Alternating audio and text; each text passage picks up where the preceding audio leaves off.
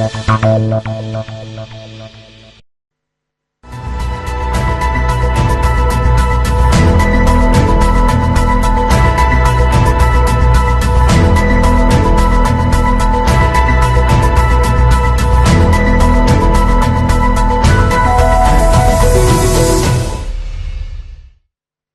the agreement wasn't made under the Plea Bargain Act. All right. I took the decision because of the complexity of the matter.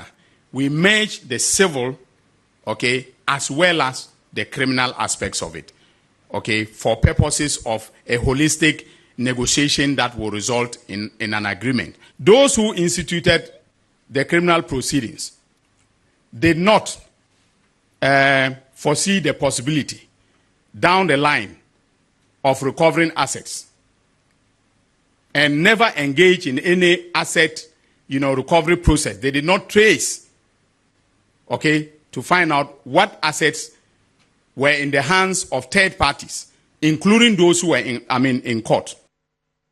Monies didn't go out to anybody. These were just book entries that were designed to make the books of Unibank look good. That is how come that in the criminal case, the charge of falsification of accounts was brought against them. So they did not loot the money. They did not give the money to anybody. They just made entries that were meant to give Bank of Ghana, the central bank, the impression that the bank was doing well. So that's Dr. Dominic Ayine. He is the Attorney General and Minister for Justice. Now, this week, as he's been doing in the past few months gone by, he sought to explain why he filed a nolle prosequi discontinuing the case of the state or the Republic versus Dr. Kwabena Duffuor and the 7 others. Quite a departure from the norm that the Attorney General is not really obliged to explain or give reasons for filing a nolle prosequi. He says in the spirit of transparency. But the minority in Parliament strongly criticized the Attorney General's decision to enter the nolle prosequi in this case of the Republic versus Dr. Kwabena Duffuor and the 7 others, describing the move as a serious affront to accountability and the rule of law. So there are 2 principles at play here. The Attorney General's quest to be transparent, that is transparency, and the demand for accountability.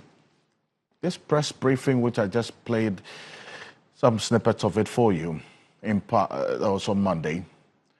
Right after that, the ranking on the Constitutional, Legal and Parliamentary Affairs Committee of Parliament, Kwame Anyimedu Enchi, also raised concerns about the legal justification and the implications of the said decision. There are those as well who have indeed gotten into how this case started entirely and why this must be of concern to many who are also looking at especially the entire banking sector cleanup and the specific instances involving Unibank. This morning we would have a conversation of whether this sets a precedence or the Attorney General was left with no other choice than to do this. We would have a conversation here on Keypoint. He says that after assessing the facts before him, if the state had pursued this case even much longer, just like the case of the Bidge, we could have probably not had anything in pursuing this case. We'll get into it here on Keypoint. Also, this morning, we'll go to the troubled Boko region. The government has announced a shift in strategy from addressing a long-standing Boko chieftaincy conflict, moving from peacekeeping posture to active peace enforcement, following this recent surge in the violence in the area. Well, this week we saw over 400 military personnel deployed to complement the military presence already on ground. What does the shift in this policy or the outlook of the military mean, from peacekeeping to peace enforcement? The presidency stated that the escalation of the conflict threatens to derail the progress made in previous peace-building efforts and necessitates stronger intervention to protect lives and property. We'll have a conversation this morning here on Keypoint and what the Ghana forces is doing and have been deployed to Boko and other affected areas to enforce curfews. We've seen the Office of the Special Prosecutor at work this week as well. We'll have a conversation this morning on the OSP and matters arising. Right after this quick break, we'll get into the poll tracker, the fight for credit, who should be giving credit for instance, the reduction in our debt stock, the reduction in our inflation rate, and the appreciation of the currency continues.